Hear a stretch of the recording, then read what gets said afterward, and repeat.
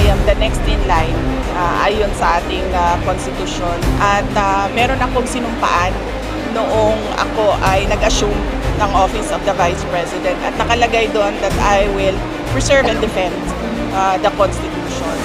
So, wala sa aking mga kamay ang pagsasagawa ng extra constitutional means, no, to overthrow the current administration. At hindi ko din gusto yon. Hindi ko gusto agawin yung posisyon ni Bongbong Marcos. Gusto ko makita ng taong bayan hanggang sa dulo kung gaano walang hiya si BBM.